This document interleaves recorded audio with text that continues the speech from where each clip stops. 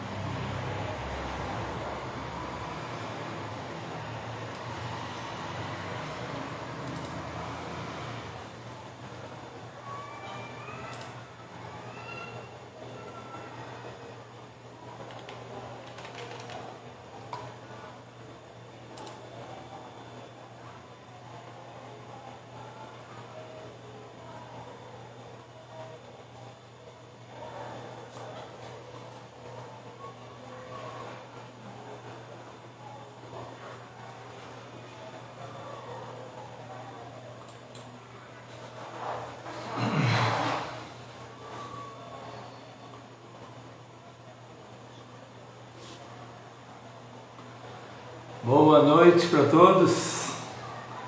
Vamos começar agora o nosso estudo sobre o Evangelho de Jesus segundo Marcos, um texto de fundamental importância que será lido nesse ano de 2021, no tempo comum, e também nas grandes festas. Então, é um evangelho muito bonito, apesar de no Novo Testamento ser colocado como o segundo livro, o segundo evangelho, é o primeiro evangelho, é o mais antigo,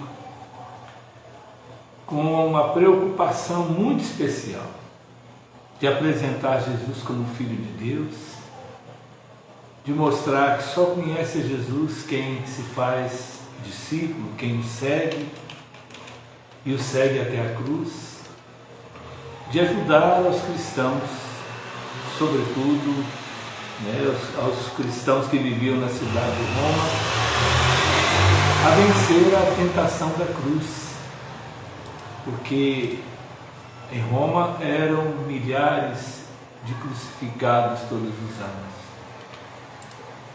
Escravos fugitivos, inimigos, nas muitas guerras, eram crucificados. Então, como anunciar que aquele que morreu na cruz é o Filho de Deus? Uma questão que para nós é fácil, é tranquilo, mas para os que viviam na cidade de Roma, para os que viviam na região de Roma, que viviam às margens das estradas romanas, isso era muito comum, porque as crucifixões, elas aconteciam justamente às margens das estradas para servir de sinal, para que os outros, vendo, não cometessem os mesmos crimes. Cada vez que vamos estudar um texto bíblico, é importante lembrar que a Bíblia não é um livro de ciência, a Bíblia não é um livro de história, mas é um livro que tem a preocupação de nos revelar Deus, de nos revelar a sua vontade salvadora. E sempre devemos ler a Bíblia Sagrada, e aqui, hoje, de uma forma muito carinhosa, o Evangelho segundo Marcos, devemos ler com os olhos da fé, não por curiosidade, mas como quem acreditamos que Jesus é o Filho de Deus, que Jesus é o Cristo, como quem queremos conhecer a sua palavra, a sua vontade salvadora e viver. Agora, ler à luz do Espírito Santo.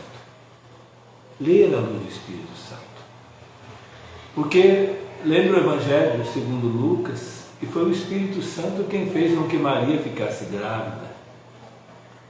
Jesus é apresentado como Cristo, ungido do Espírito Santo, como aquele que cumpre a profecia de Isaías, capítulo 61, versículo 1 e seguintes, que diz: o Espírito do Senhor está sobre mim, porque Ele me ungiu para evangelizar os pobres, para libertar os cativos, para purificar os leprosos, para curar os enfermos, para ressuscitar os mortos, para anunciar um ano de graça da parte do Senhor. Então, é o Espírito Santo quem inspirou primeiro aos discípulos a crerem em Jesus. Isso é fundamental lembrar. Que inspirou os apóstolos a formarem comunidades. Foi o Espírito Santo quem na comunidade inspirou alguém, no nosso caso hoje, Marcos, a escrever a experiência de Jesus Cristo que a comunidade fez, no caso a comunidade de Marcos fez, a experiência de Jesus Cristo que essa comunidade viveu como boa notícia. É o Espírito Santo quem nos inspira para podermos também ler, para podermos meditar, para podermos compreender, conforme o Evangelho de Marcos, para podermos crer, para podermos seguir a Jesus até a cruz. Então vamos começar nosso estudo primeiro rezando a oração do Espírito Santo. Em nome do Pai, do Filho e do Espírito Santo. Amém. Vinde, Espírito Santo, enchei os corações de vossos fiéis e acendei neles o fogo do vosso amor. Enviai o vosso Espírito e tudo será criado, e renovareis a face da terra. Oremos, Deus, que instruísse os corações de vossos fiéis com a luz do Espírito Santo. Fazei que apreciemos retamente todas as coisas, segundo o mesmo Espírito, e gozemos sempre de sua consolação por Cristo, Senhor nosso. Amém.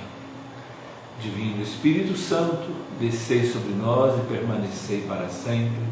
Amém. São Marcos, rogai por nós. Podemos dizer que o texto mais importante do Evangelho de Marcos, e que inclusive divide a primeira parte da segunda parte, é o texto que eu convido a vocês a tomarem aí, em mãos.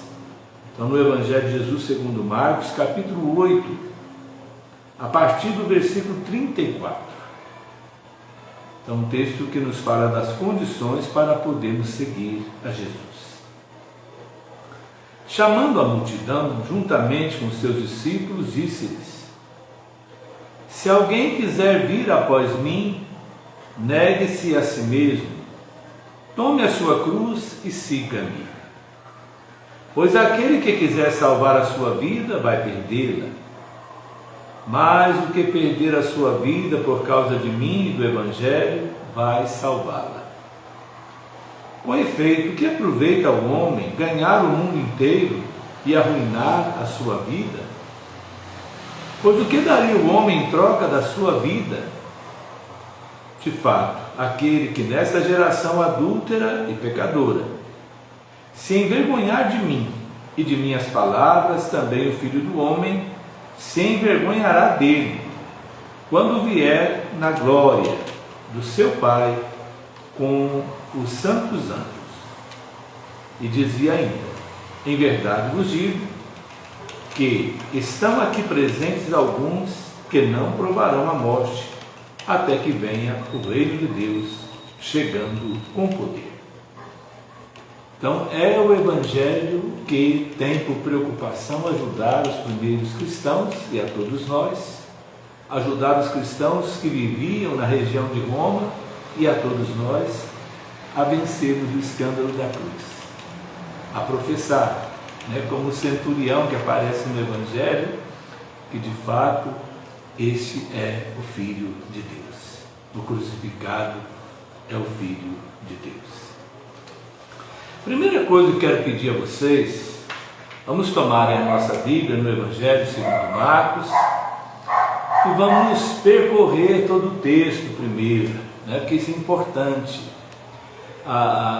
É importante quando vamos ler um texto do Novo Testamento, de lermos o Evangelho como um todo.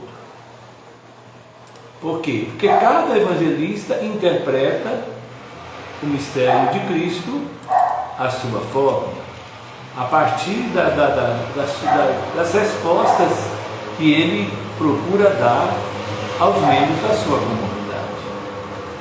Então vamos tomar aí a nossa Bíblia, vamos passar página por parte. São 16 capítulos importantes. Então no primeiro capítulo vamos ver aí a pregação de São João Batista, é o precursor, isso aparece em todos os evangelhos. Depois, no capítulo 1, versículo 9, o batismo de Jesus. Depois, a partir do versículo 12, a tentação de Jesus. Depois, o ministério de Jesus na Galileia, ainda no capítulo 1, a partir do versículo 14. Então, Jesus inaugura a sua pregação. Inaugura dizendo o quê? Está aqui no versículo 15: o tempo está realizado e o reino de Deus está próximo. Convertei-vos e crede no Evangelho. Convertei-vos e crede no Evangelho. Inclusive, quando falamos aqui Evangelho, no primeiro versículo do capítulo 1 desse Evangelho, então começa dizendo: princípio do Evangelho de Jesus Cristo, Filho de Deus. Então esse versículo ele é de fundamental importância, porque todo o Evangelho ele quer ajudar-nos a refletir sobre Jesus como Filho de Deus. Então isso é fundamental lembrar. Então Jesus, ele é a boa notícia, é aquele que inaugura o reino de Deus no mundo. Depois, ainda no capítulo 1, a partir do versículo 16, espero que todos saibam bem o que significa capítulos, que são esses números maiores que estão à esquerda, e os versículos que são os números menores. Então vamos ver o chamamento dos primeiros apóstolos, pescadores de profissão, chamados a tornarem-se pescadores de homens. Pois Jesus ensina em Cafarnaum, a cidade onde vivia São Pedro, e era um ponto onde Jesus ia e voltava, era um centro de evangelização, e cura o endemoniado, a partir do versículo 21. Depois, a partir do versículo 29, Jesus cura a sogra de Pedro, a partir do versículo 32. Então Jesus realiza diversas curas, ao entardecer, quando o sol se pôs, trouxeram-lhe todos os que estavam enfermos e endemoniados, e a cidade inteira aglomerou-se à porta, e ele curou muitos doentes de diversas enfermidades e expulsou muitos demônios. Não consentia, porém, que os demônios falassem, pois eles o conheciam. Depois, a partir do versículo 35, vamos ver Jesus deixando secretamente a cidade de Cafarnaum e percorrendo a Galileia, né, que era a região em que Jesus vivia. Depois do versículo 40, vamos ver a cura de um leproso, né? Era a época da doença mais temida, né, em todo o Oriente Antigo, né, porque a hanseníase e a lepra, ela deformava a pessoa de uma forma radical, né, e a pessoa era excluída de uma forma radical da vida em comunidade, né? Então, quando Jesus cura um leproso, ele não só faz o bem a uma pessoa, mas ele alimenta a esperança, né, da humanidade toda, né, de todo o povo, de que de fato Deus está no meio do povo. Depois, no capítulo 2, a partir do versículo 1, Jesus cura um paralítico. Depois, no capítulo 2, a partir do versículo 13, Jesus chama Levi, né, que depois vai receber o outro nome de Mateus, o evangelista Mateus, cobrador de impostos, que acolheu a palavra, que seguiu Jesus e que viu a sua vida ganhar sentido totalmente novo. Depois, a conversão de Mateus, ela é motivo de encontro de Jesus com muitos pecadores, né? Então, a partir do versículo 15, então Jesus vai tomar refeição com os pecadores, o que foi motivo de escândalo para muitos, mas sinal de salvação para aqueles que cearam junto com Jesus. Depois, a partir do versículo 18, um debate sobre o jejum. Depois, o 23, a colheita das espigas, né, quando estão caminhando, passam no meio, né, de um trigal, e os discípulos começam a colher espigas, né? Então, os fariseus não se preocupam de estarem colhendo espigas na roça alheia, não, mas a preocupação é com o sábado, estar trabalhando, ceifando num dia de sábado. Aí entramos no capítulo 3, né? A cura do homem com a mão atrofiada, e a partir do versículo 7, as multidões seguem a Jesus. Depois, o versículo 13, do capítulo 3, a instituição dos 12 apóstolos, né? 12 era o número das tribos do antigo Israel, 12 são o número dos seguidores de Jesus, que serão apresentados como pilares da sua igreja, né? Simão, a quem pôs o nome de Pedro; Tiago, filho de Zebedeu; e João, seu irmão, impôs o nome de Boanerges, isto é, filhos do trovão. Depois, André, Filipe, Bartolomeu, Mateus, Tomé, Tiago, filho de Alfeu, Tadeu, Simão Zelota e Judas Iscariote, aquele que o traiu. Então, são os primeiros 12 apóstolos. Com a traição de Judas e com a sua morte, depois a igreja vai escolher um outro, né? Está lá no capítulo 1 do livro dos Atos dos Apóstolos, Matias. Pois providências da família de Jesus, né? Aqui a gente vai ver um texto até um tanto escandaloso, né? No Evangelho de Marcos, nós não vamos ver nenhuma menção à infância de Jesus, e até a relação de Jesus com a família parece um tanto tensa, né? Aí no versículo 20, e voltou para casa, e de novo a multidão se apinhou, a ponto de não poderem alimentar. E quando os seus tomaram conhecimento disso, saíram para detê-lo, porque eles iam enlouquecer, né? Então, para Jesus, o importante não é ser parente, não é ter o mesmo sangue dele. Para Jesus, o importante é crer, é fazer esse discípulo, é acolher e praticar a palavra. Depois do versículo 22, nós vamos ver calúnias dos escribas, né, em relação a Jesus. E aqui nós vamos ver aquilo que chamamos de pecado contra o Espírito Santo, de atribuir ao mal aquilo que é de Deus. Os verdadeiros parentes de Jesus. Então, a partir do versículo 31, vamos ver, né, esta reflexão de Jesus mostrando os seus verdadeiros parentes. Então, o verdadeiro parente é quem acolhe e pratica a sua palavra. Isso é importante lembrar. Depois, no capítulo 4, a parábola do semeador. Depois, no versículo 10, Jesus explica, né, o porquê que ele fala em parábolas. Depois, a partir do versículo 13, a explicação da parábola do semeador.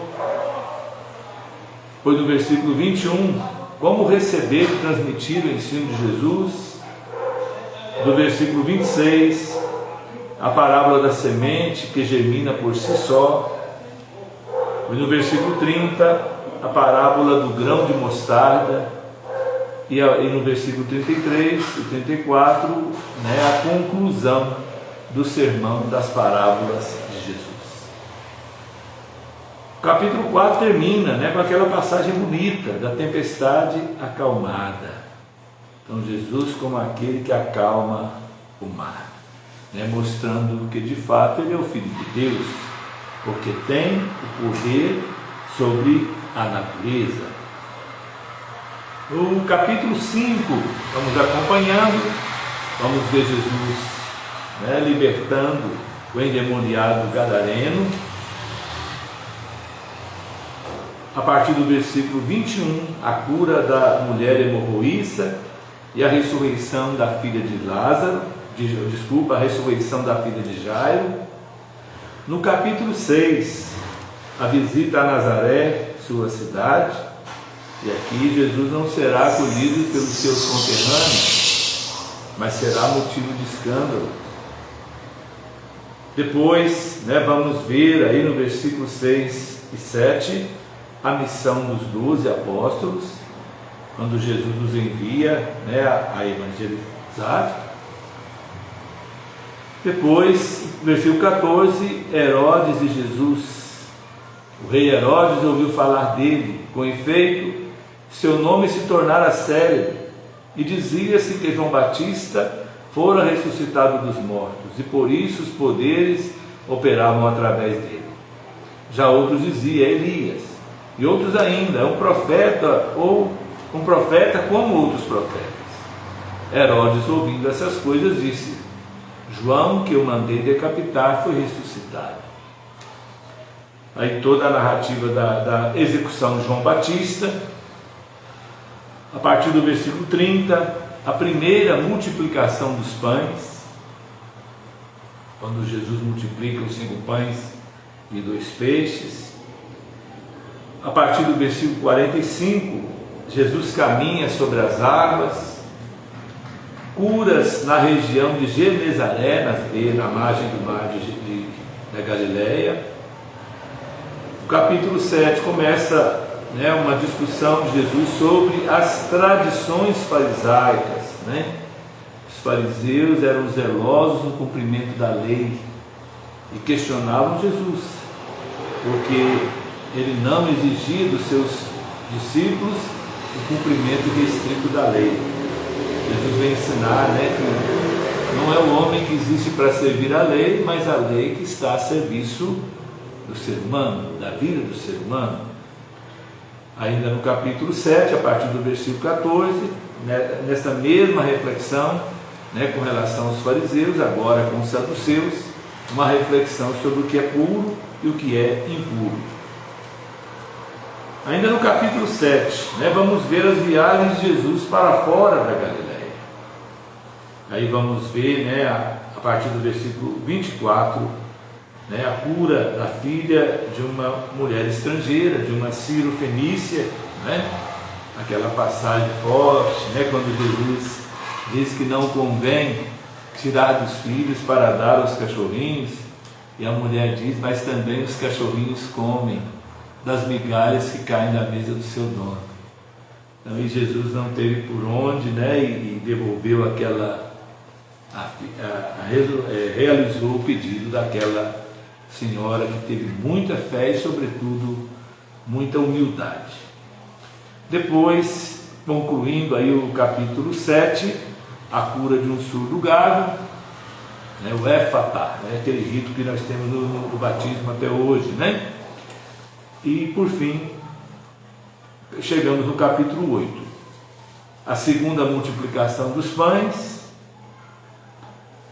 quando Jesus multiplica os 7 pães. Depois os fariseus pedem um sinal do céu, né? Estão vendo tantos milagres, estão vendo a multiplicação dos pães, mas querem um sinal específico para eles. Então Jesus não lhes faz nenhum sinal. Fermento dos fariseus e de Herodes, né? O fermento da hipocrisia, de ensinar os outros, mas de não viver. Novamente uma cura de um cego em Betsaida, a partir do versículo 22. Depois a confissão de Pedro, a partir do versículo 27. O primeiro anúncio da paixão, a partir do versículo 31. E o texto que nós lemos no início da nossa aula, né, as condições para seguir Jesus, a partir do versículo 34 até o 9:2. Depois, no capítulo 9, já na segunda parte do Evangelho, né, a transfiguração de Jesus. Depois, no versículo 9, a questão sobre Elias.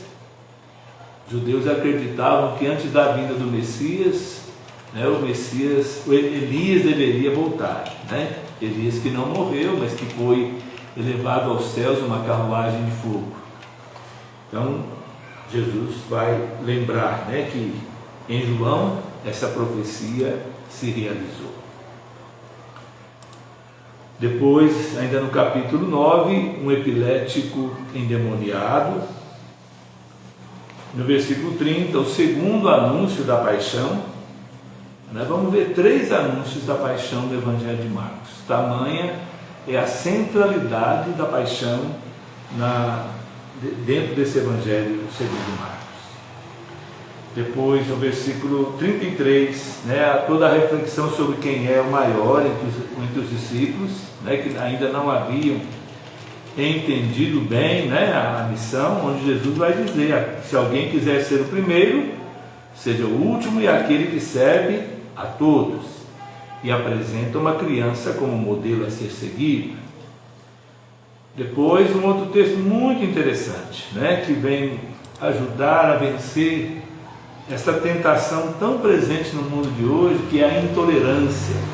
O uso do nome de Jesus, a partir do versículo 38. Até vou ler esse texto, é importante para a gente refletir. Disse-lhe João: Mestre, vimos alguém que não nos segue, expulsando demônios em teu nome, e o impedimos, porque não nos seguia. Jesus, porém, disse: Não me peçais, pois não há ninguém que faça um milagre em meu nome e logo depois possa falar mal de mim. Com efeito, quem não é contra nós está a nosso favor. Depois, no versículo 41, Jesus vai ensinar a importância da caridade para com os discípulos, né? De fato, quem vos der um copo d'água, por ser de Cristo, em verdade vos digo que não perderá sua recompensa. Depois, toda uma reflexão sobre o perigo do escândalo, a partir do versículo 32. Depois, no capítulo 10, né, toda aquela reflexão, né, sobre o divórcio, e onde Jesus apresenta, né, o texto lá de Gênesis capítulo 2, como sendo o texto, né, que fundamenta, né, podemos assim dizer, né, a sua visão sobre o matrimônio. Deixará o homem a casa do pai e da mãe, se unirá a sua mulher e formarão uma só carne. E no versículo 9 ele vai dizer: por isso o que Deus uniu, o homem não separe. Depois, no versículo 13, Jesus e as crianças. A partir do versículo 17, a parábola do homem rico. Versículo 23, perigo das riquezas. A recompensa prometida pelo desprendimento, a partir do versículo 28, né, diante da pergunta de Pedro, né, eis que nós deixamos tudo e te seguimos. O que vão ter em recompensa, né? Terceiro anúncio da paixão, o pedido dos filhos de Zebedeu, né, ainda a discussão sobre quem era o maior entre eles, né? A passagem, depois do versículo 41, quando Jesus vem dizer que os chefes devem servir, inclusive um texto muito interessante que nos mostra que Jesus não era nenhum alienado político, viu? Ele sabia muito bem os jogos de poder, né? Olha aí. Ouvindo isso, os 10 começaram a indignar-se contra Tiago e João. Chamando-os, Jesus lhes disse: sabeis que aqueles que vemos governar as nações as dominam, e os seus grandes as tiranizam. Entre vós não deverá ser assim, ao contrário. Aquele que dentre vós quiser ser grande, seja o vosso servidor. E aquele que quiser ser o primeiro dentre vós, seja o servo de todos.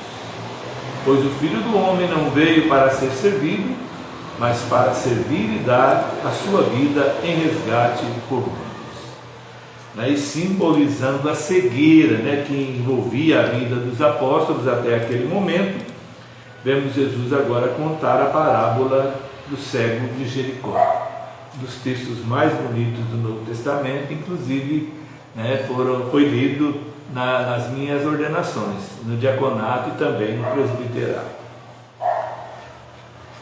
Depois vamos ver o ministério de Jesus em Jerusalém. Agora começa a ida de Jesus para Jerusalém. Então, capítulo 11, primeiro, né, a partir do versículo 1, a entrada triunfal de Jesus em Jerusalém, o domingo de Ramos, né? Depois, a partir do versículo 12, né, a parábola da figueira estéril, uma figueira bonita, Jerusalém, porém que não frutificava, né? Só beleza, porém sem frutos. Os vendedores expulsos do templo, aí está aqui a grande causa, né, da perseguição e da morte de Jesus, a causa humana. A figueira seca, a fé e a oração, a partir do versículo 20. Questões dos judeus sobre a autoridade de Jesus, a partir do versículo 27. Depois, no capítulo 12, a partir do versículo 1, a parábola dos vinhateiros homicidas, né, onde Jesus faz toda uma releitura da Bíblia Sagrada, né, até chegar, né, na sua condenação e morte. Pois o imposto a César, a partir do versículo 13, dai a Deus o que é de Deus, né, e a César o que é de César, a César o que é de César e a Deus o que é de Deus. Depois uma discussão com os saduceus que não acreditavam na ressurreição. Então Jesus vai refletir, né, sobre a ressurreição dos mortos. A partir do versículo 28, o primeiro mandamento.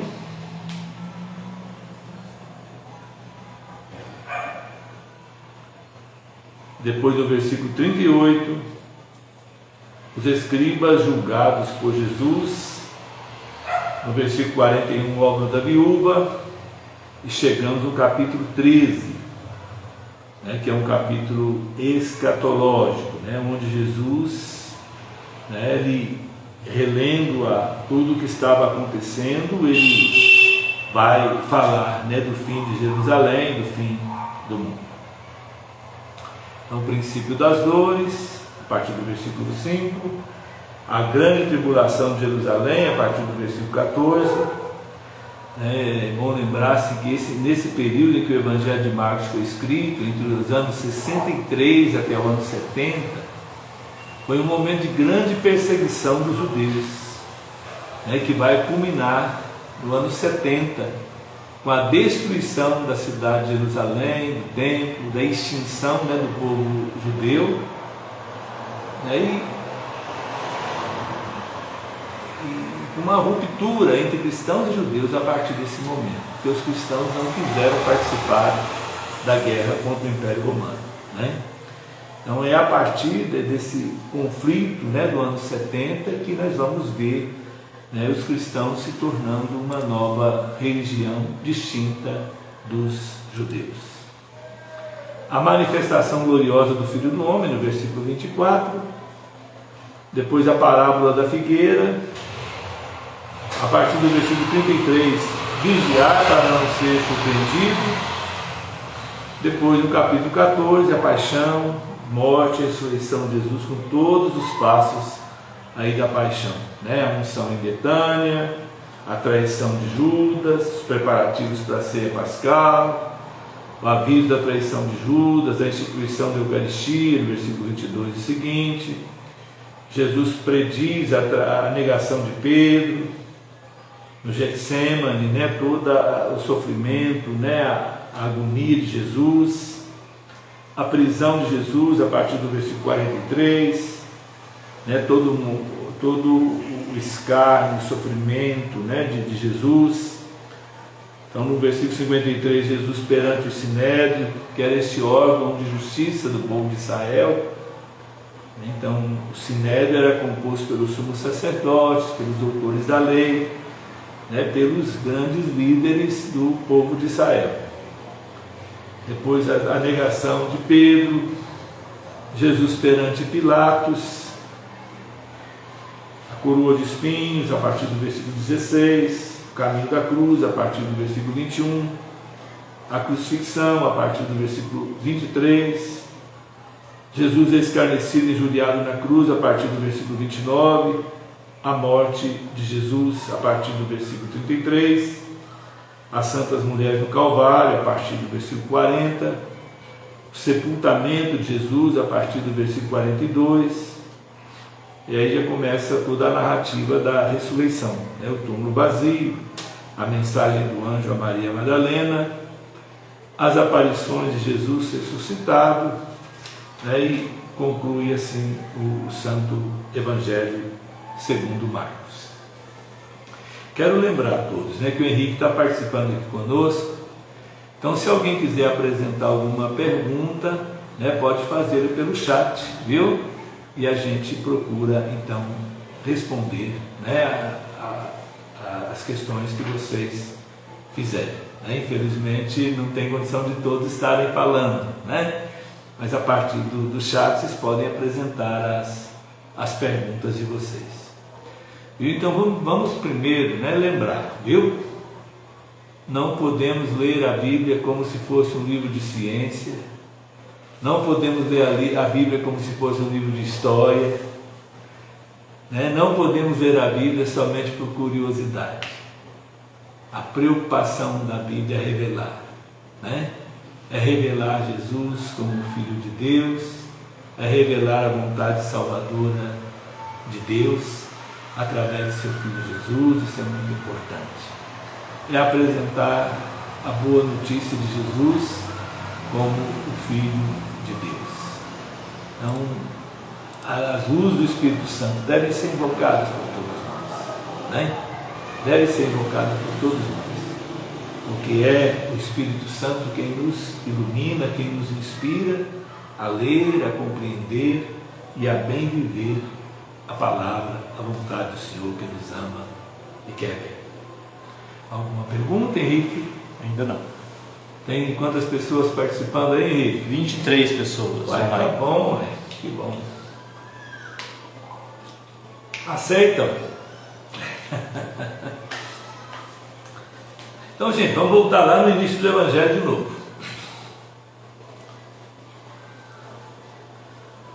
Primeiro, no capítulo 1,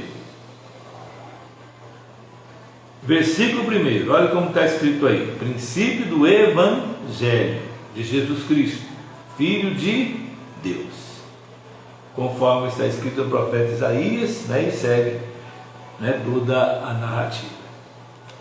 Então, primeiro, vamos lembrar, a palavra Evangelho significa boa nova. É uma palavra grega que significa boa nova, boa notícia. Então, nesse sentido, vamos lembrar, viu? Boa notícia não é para gerar temor.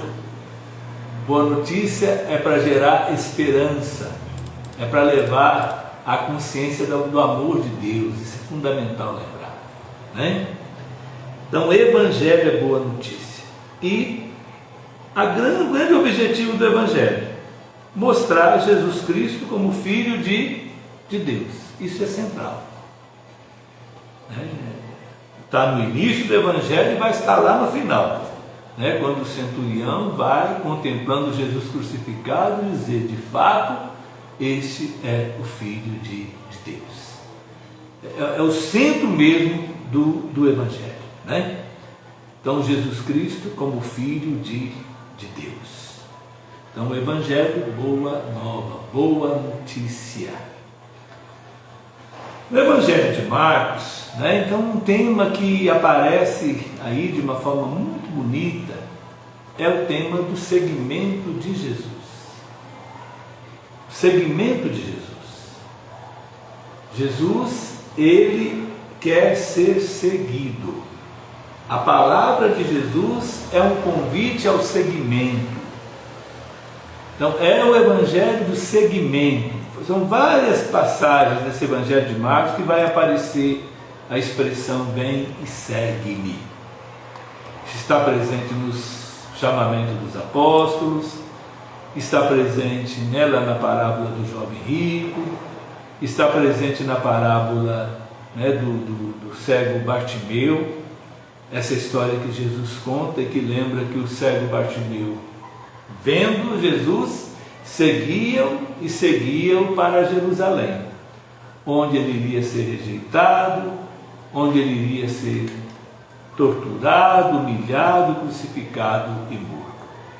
Então o tema do seguimento é de fundamental importância, né, para quem vai trabalhar, né, na pastoral vocacional, por exemplo, para os vocacionados. É um texto, né, que ajuda a refletir sobre esse tema central, que é central no Evangelho de Marcos, que é central também nos Evangelhos de Mateus e de Lucas, que tem o Evangelho de Marcos como a grande fonte, né?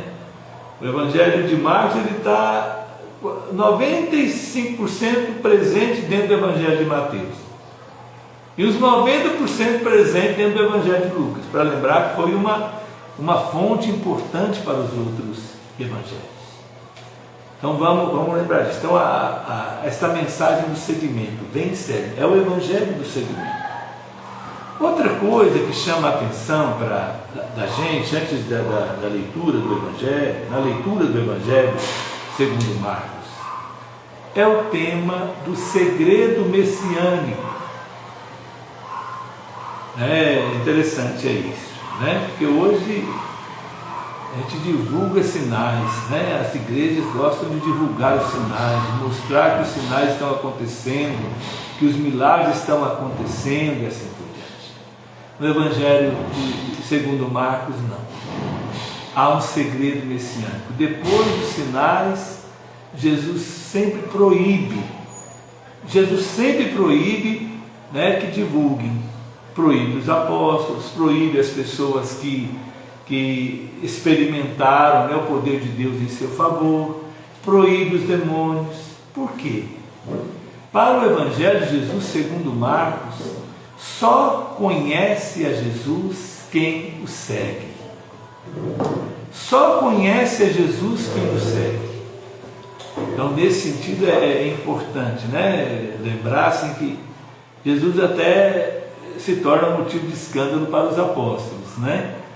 Que estavam com ele há 3 anos, mas ainda não o conheciam. Estavam discutindo sobre quem entre eles era o maior, quem iria sentar à direita ou à esquerda lá, né, em Jerusalém, porque imaginavam que Jesus fosse o Messias político, que iria sentar no lugar de Herodes, no lugar de Pilatos, né, para reinar, para governar, ia ter os seus maiorais. Segundo o Evangelho de Marcos, só conhece a Jesus quem o segue. Quem não segue não conhece. Se quiser conhecer Jesus, siga Jesus. Coloque-se no seguimento. Viu? Então, é importante lembrar, porque o critério do conhecimento aqui não é livros, não são letras, mas é o seguimento a Jesus. Por isso que nós vamos ver que a partir do Evangelho de Marcos, até mesmo uma pessoa analfabeta que ama, conhece a Jesus porque o segue. Conhece a Jesus porque o segue. Então quem não segue a Jesus não o conhece. Somente quem o segue conhece a Jesus e mais ninguém, né? Somente quem se coloca no seguimento a Jesus o conhece. Então, Evangelho é boa notícia, né? Então, Jesus é o Filho de Deus, é o Evangelho do seguimento, né? Só conhece a Jesus quem o segue, E é o Evangelho da cruz. É o Evangelho da cruz. Seguir a Jesus até a cruz.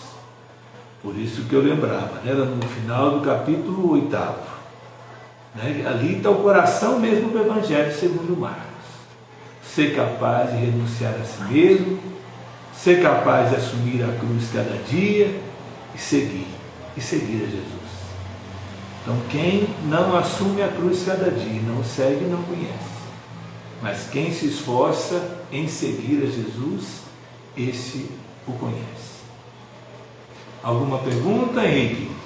Ainda não. Gente, pergunta! Ajuda! Porque senão eu vou falar sozinho. Estão com medo? Viu? Por isso que eu quis começar a partir do texto. Viu? A partir do texto. E quando for ler o Evangelho de Marcos, pega no início e vai até o final. Pega no início do capítulo 1 e vai até no final do capítulo 16. Isso é fundamental, porque nós vamos ver a mensagem toda do Evangelho, né? Porque às vezes a gente mistura muitas coisas. A gente quer fazer da Bíblia como se fosse um livro de sorte, né? Fecha a Bíblia e fala, vou ver o que Jesus quer de mim hoje. Mas se sai num texto assim, muito inteligente, fala, não, vou ver na outra página, né? E vai passando. Não, viu, gente? Cada livro tem uma mensagem específica. Por exemplo, o Evangelho de Marcos. Ele tem esse caminho interessante, mostrar Jesus como Filho de Deus. É o Evangelho, né? É boa notícia do Evangelho, da vontade de Deus. Apresenta Jesus como Filho de Deus. É o Evangelho em que somente conhece a Jesus quem o segue, né? É o Evangelho do seguimento. É o Evangelho que tem por preocupação ajudar os cristãos, primeiro, que viviam ao redor da cidade de Roma, né, no século I, a vencer o escândalo da cruz, a crer que aquele que foi crucificado é de fato o Cristo, é de fato o Filho do Deus vivo.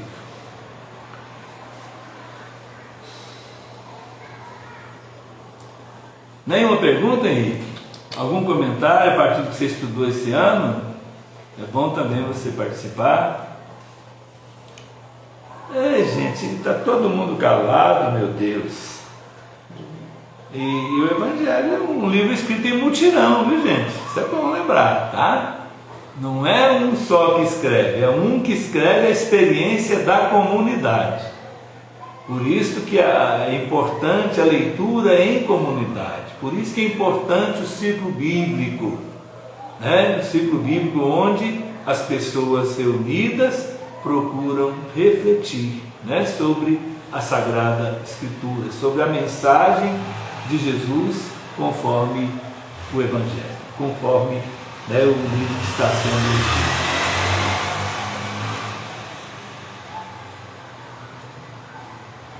Nenhuma perguntinha? Não é possível.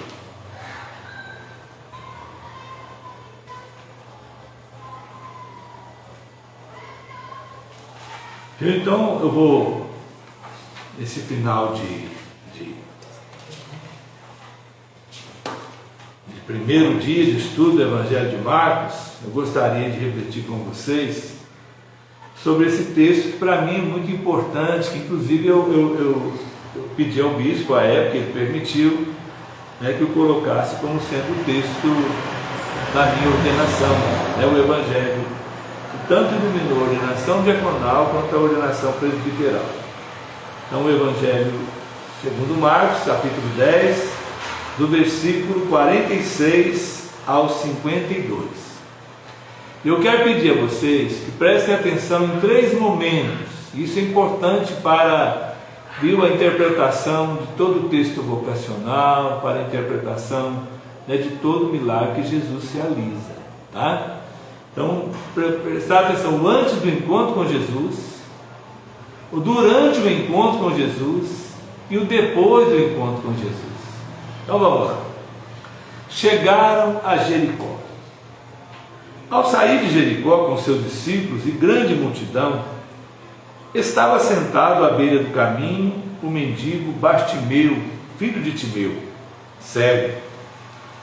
Quando percebeu que era Jesus, o Nazareno, que estava passando, começou a gritar: Filho de Davi, Jesus, tem compaixão de mim. E muitos o repreendiam para que se calasse. Ele, porém, gritava mais ainda: Filho de Davi, tem compaixão de mim. Detendo-se, Jesus disse: Chamai-o. Chamaram o cego, dizendo-lhe: Coragem, levanta-te, ele te chama. Deixando a sua veste, deu um pulo e foi até Jesus. Então Jesus lhe disse: O que queres que eu te faça? O cego respondeu: Rabune, que eu possa ver novamente. Jesus lhe disse: Vai, a tua fé te curou. No mesmo instante ele recuperou a vista e seguia-o pelo caminho.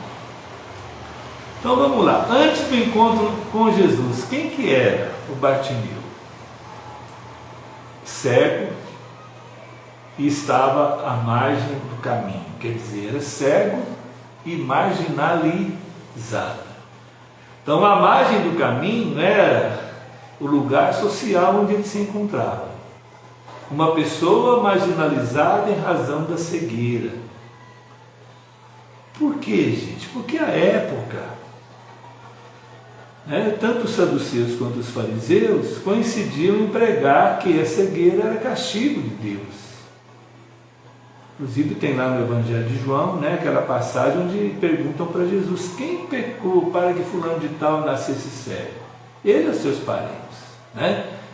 E a partir desta chamada teologia da retribuição, que está muito presente hoje nas igrejas neopentecostais, também muitas devoções católicas, em que a gente deixa de lado a gratuidade para negociar com Jesus.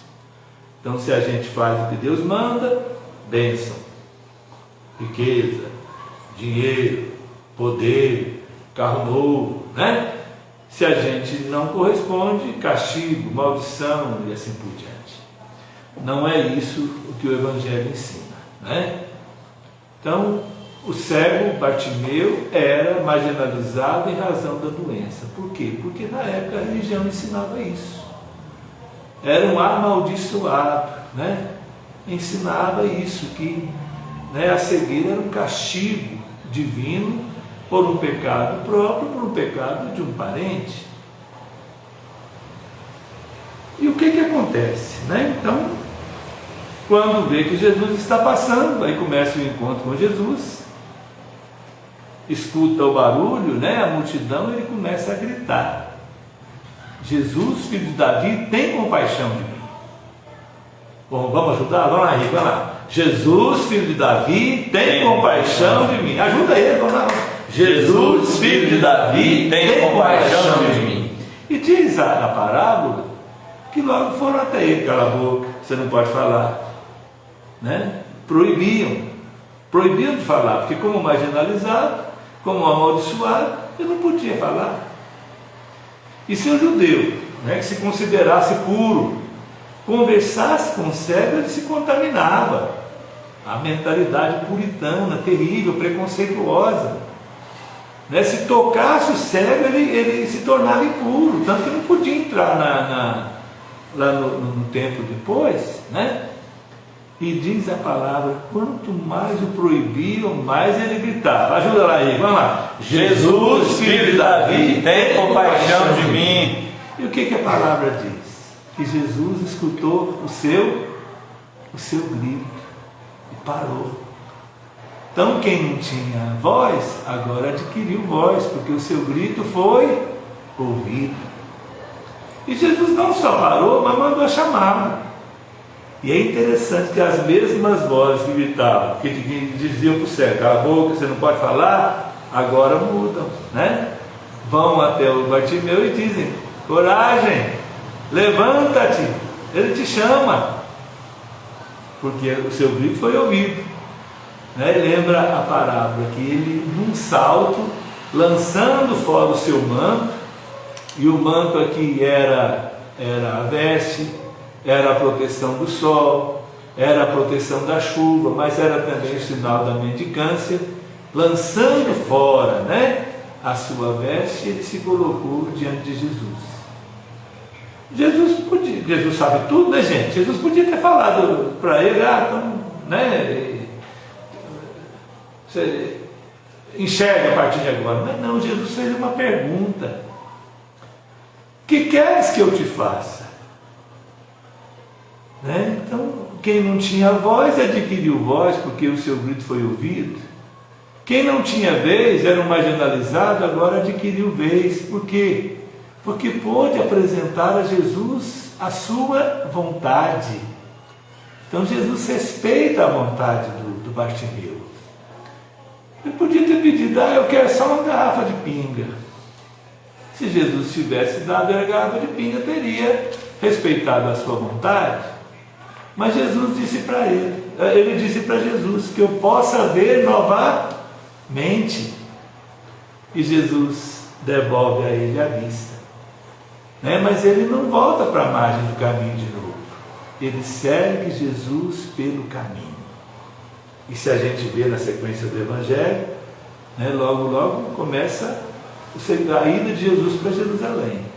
Segue a Jesus pelo caminho. Segue a Jesus até Jerusalém, onde ele iria ser preso, humilhado, torturado, crucificado e morto. Viu, gente? Então é um texto aqui no Evangelho, onde Jesus ele conta essa parábola para expressar a cegueira dos apóstolos, que até então estavam discutindo sobre quem era o maior, discutindo quem iria ser os privilegiados lá no reinado de Jesus, queriam sentar à direita ou à esquerda e começaram a brigar uns com os outros. Então Jesus conta essa parábola para lembrar que todos eles eram cegos. Apesar de estarem caminhando com ele 3 anos, por 3 anos, ainda não haviam compreendido a sua mensagem. Ainda não haviam compreendido a sua mensagem. Então, a cegueira aqui é dos apóstolos. E quando reconhecem que Jesus não veio para ser servido, mas para servir, que veio para dar a vida em resgate de muitos, seus olhos se abrem e podem seguir Jesus até Jerusalém. Esse é um desafio para todos nós. Temos aqui uma pergunta da Marisete Pereira. No texto, Marcos poderia também se referir a outra cegueira, senão de corpo. É verdade, é o que eu estou falando aqui, A cegueira dos apóstolos, que estavam interpretando a missão de Jesus como sendo uma missão política, uma missão de poder. Jesus não propõe isso. Jesus propõe servir. Quem quiser ser maior, se faça menor. Quem quiser ser o primeiro, seja o servidor de todos. Então isso é importante. Agradeço, Marisete, pela participação. Mais alguém gostaria de perguntar? Quantas pessoas, Henrique, está participando aí com a gente? 18. A sala de aula está quase cheia, Uma sala de aula de tempo de pandemia. Mas está bom, E então nós vamos encerrando nosso encontro por aqui, 1 hora de estudo, de reflexão, viu? Então é bom assim a gente lembrar que não basta ter informações sobre o Evangelho. É preciso ler, é preciso mergulhar na Sagrada Escritura. Eu particularmente tenho a minha Bíblia que me acompanha desde o início da minha teologia, a Bíblia de Jerusalém, viu?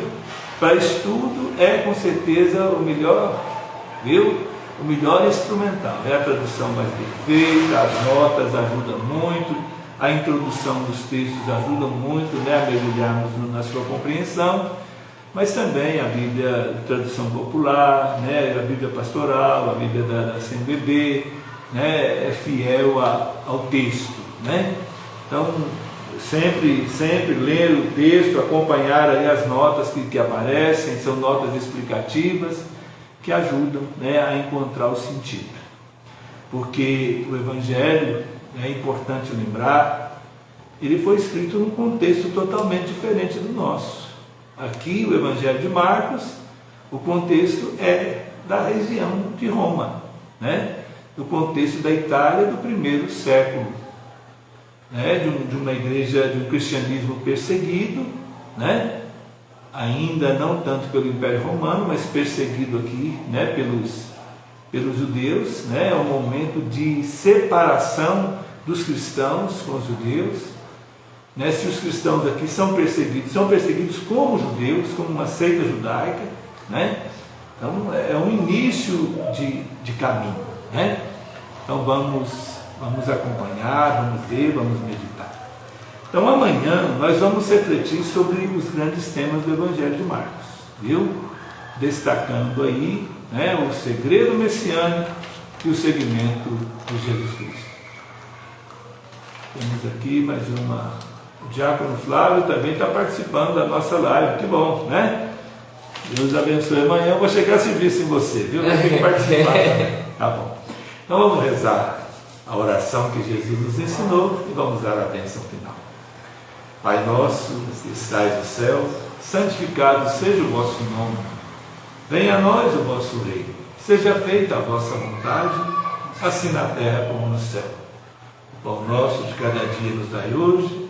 Perdoai-nos as nossas ofensas, assim como nós perdoamos a quem nos tem ofendido. E não nos deixeis cair em tentação, mas livrai-nos do mal. Amém. O Senhor esteja convosco, Ele está no meio de nós. Deus vos abençoe e vos guarde. Amém. Ele vos mostre a sua face e se compadeça de vós. Amém. Volva para vós o seu olhar e vos dê a sua paz. Amém. Que o Senhor Deus da vida vos abençoe, pela intercessão de São Marcos, em nome do Pai, do Filho e do Espírito Santo. Amém. Amém. Boa noite, bom descanso para todos.